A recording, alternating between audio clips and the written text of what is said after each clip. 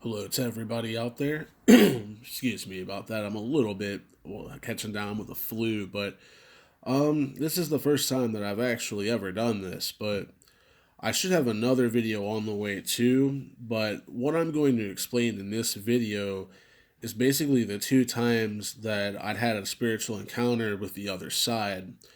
Maybe in another video, I can go into my life experiences, which are pretty much equally as important, but I'll apologize too for any of the background sound. I have a bunny loose right now that's free range, so you might hear him chewing up some cardboard or some wood, but for the most part, he's pretty good. But where to begin? Well, I guess I can begin with my first experience. If you see that there is no photo or video on the camera, it's because I purposely have it blacked out. I'm wanting to record the video, but then just have it, of course, in a sense of irony, record sounds, but nothing of a video because for who I am and what I look like and all that is unimportant. But the message that I do have to send to everyone out there is important. Back in around late 2007, around the turn of 2008, I was just caught up in drinking, and it was just I was here and there when I turned 21, which would have been around 2007 2008, and once it was of legal age to drink, that was when I was wanting to do it. Now, most people would be drinking in high school or, maybe even before then, but I was always a late bloomer when it came to that stuff. I just waited and, then it'd be legal. I can't get in trouble. And I didn't want to get in trouble with the law and mess anything up. I was definitely cautious when it came to that. But how ironic would it end up being that I wouldn't be cautious when it came to death? In late 2007, going into 2008, so around the Christmas period going into New Year's, that was the start. I went from doing maybe 6 beers to 12 beers. And then the beers after a while were fun, but it took a while to drink, tons and tons of beer if it was Bud Light, low alcohol percentage.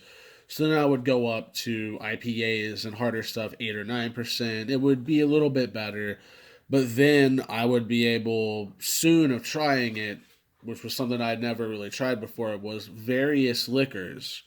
And some things like brandy or anything like that, it was here and there. But I actually fell in love with one, and it was vodka. And every single day after I had tried it, as unbelievable as this sounds, every single day I would drink two 750 milliliters worth of vodka. So two bottles of vodka. One would be mixed with about 64 ounces, maybe around there, of orange juice or like screwdrivers. The other one would be grape juice. It'd be about a tall glass, like a 20-ounce glass. I'd fill about a little bit more than half of it with ice, like 6 to 8 ice cubes. And then I'd pretty much pour half or more of what would be in that glass. I'd fill about half or about 60% of that glass with vodka, and then about a splash or a little bit of orange juice. And then by the time the vodka, being alcohol, of course, would melt the water from the ice cubes, it would basically water it down. And then from there, pretty much give it not as strong of a taste, but yet really strong. And I did this every single day for a year, as unbelievable as that sounds. Many people would ask, well, how at this time then were you supporting yourself? Well, I had this weird job. It was basically going to school and I was getting paid for it. Not by the GI Bill, but my dad was in the Marines. But what enabled it was because I wasn't in the Marines or any armed services to be able to use the GI Bill, there was still, through the VA, a beneficiary of where if you had any descendants, like sons or daughters, whatever, that's going through school, that they would pay for some of the schooling. If you went part time, they would pay like $400 to $500. But if you went full time, which was like 4 days a week, 16 hours a week, so each day being 4 hours, you would get about $800, $900 a month.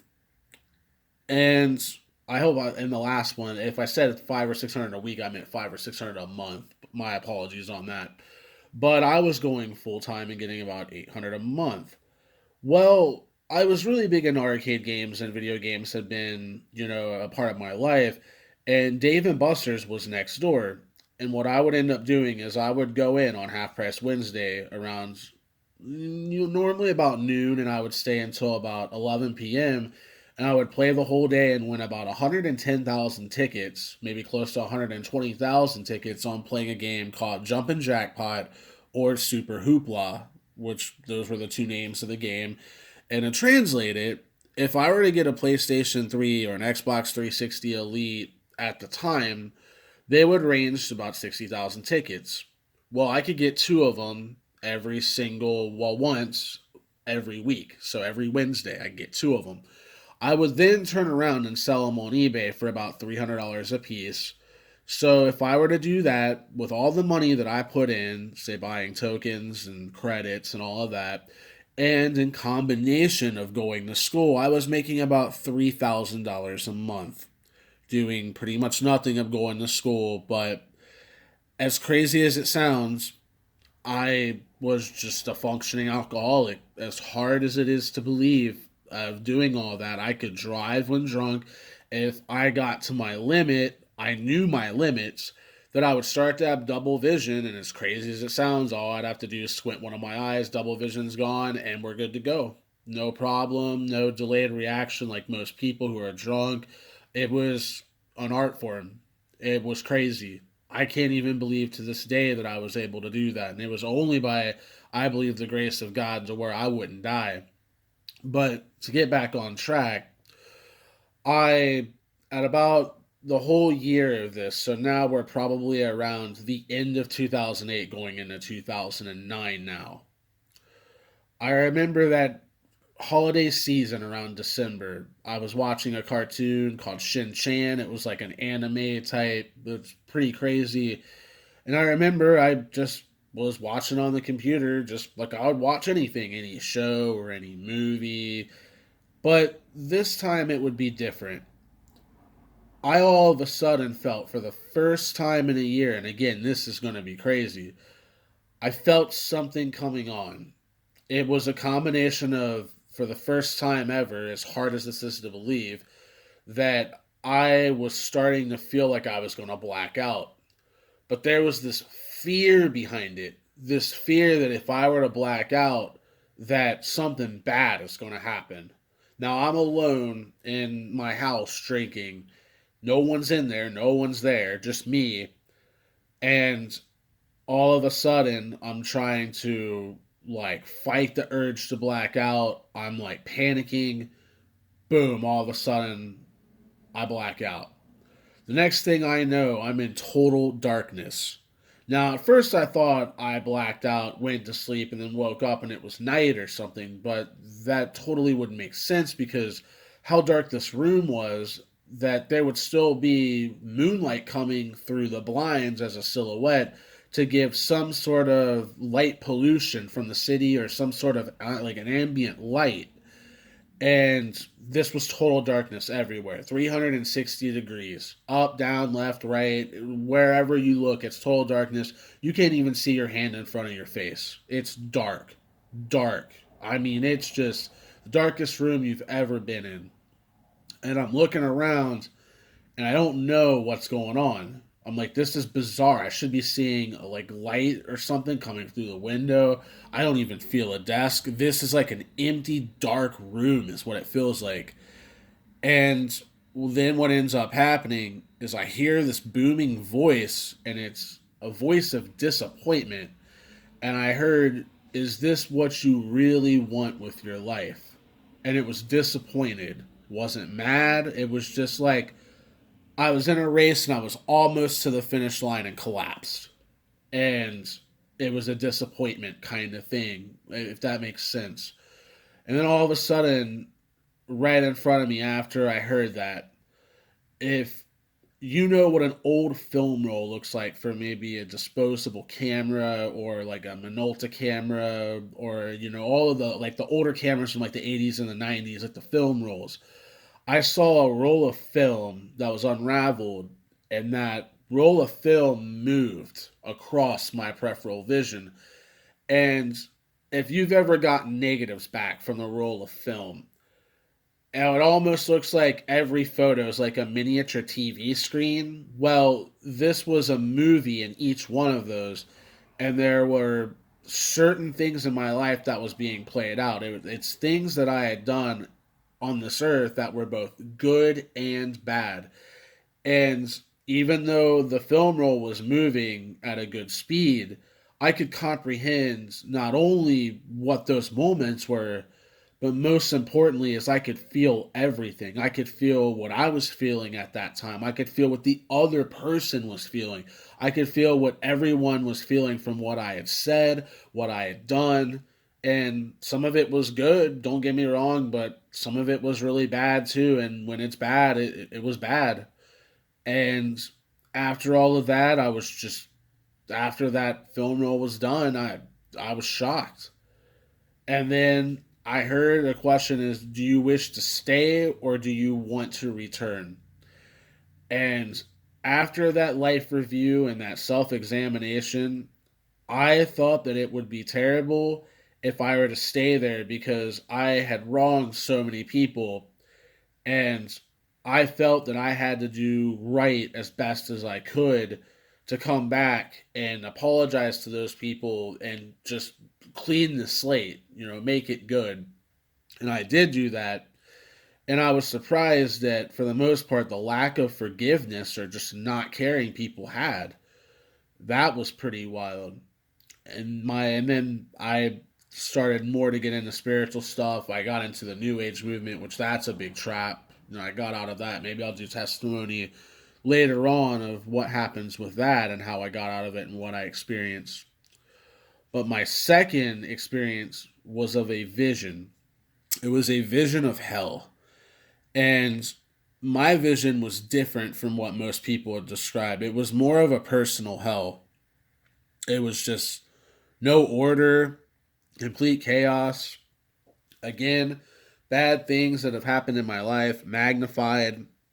It just, I couldn't escape. No order, complete chaos. And then that vision would shift, and I would be almost in this ballroom or kind of like a after party, but it was like for church people. And I had this feeling that I had to find the microphone and tell everybody here what I was going through. And it was like every time that I tried to, it just, there was feedback on the microphone. It just didn't work. And then the vision faded from there to a staircase going straight down into fire and brimstone. And as I was going down that staircase, to tell the honest truth, it went from a what seemed like a dream to lucid dream to reality. And when I mean reality, I mean your five senses and everything you're experiencing now, I was experiencing over there. And I had honestly thought I had died in my sleep, and this is where I was. It was just a place that was this open chasm with stairs that zigzagged, and at the bottom of the steps of what I could see around the corner, there was a massive fire, and I could see on the wall, the stone wall, flames moving, like shadows of flames moving, which I knew was reflecting or being of a shadow of a fire that I couldn't see that was right around the corner that I was heading to. Once I had felt that I thought that I had died, I mean, I'm telling you, I was pinching myself. I was crying out, and I was like, oh my God, I'm dead. I must have died in my sleep somehow. Something happened. I don't know what happened, but I'm dead, and no one knows that I'm here. And there's no hope. No hope at all. No, there's just nothing. So what I ended up doing was I prayed to Jesus Christ. Nothing happened. Prayed for 5 minutes, maybe 10 minutes straight. Nothing happened. prayed for 15 minutes straight on my knees, dropping to ask Jesus to get me out of there. If this was a bad dream or what, and get me out. And after what seemed like 15 minutes, though I couldn't tell you because it's eternal for the time that I felt, that boom, I was back into my body and I remembered everything. And when I woke up, my girlfriend was next to me and I said, "Oh my God, I'm back. Oh my God, I'm back. I'm back." And I'm telling you, it wasn't a lucid dream or any sort of overactive imagination. Nothing like that. It was a pure terror filled vision of what I experienced and seen. I have the video now at the watermark. It's about 15 and a half minutes. I have limited storage on my phone. It's saying that's giving me like 23 minutes. So I'll have to cut it short. But this, I just want to get this testimony out for God and for anyone listening that also too, I, ever since 2005, have researched near death experiences for over 15, maybe 16 some odd years now. I have honestly read probably over 6,000 hell experiences.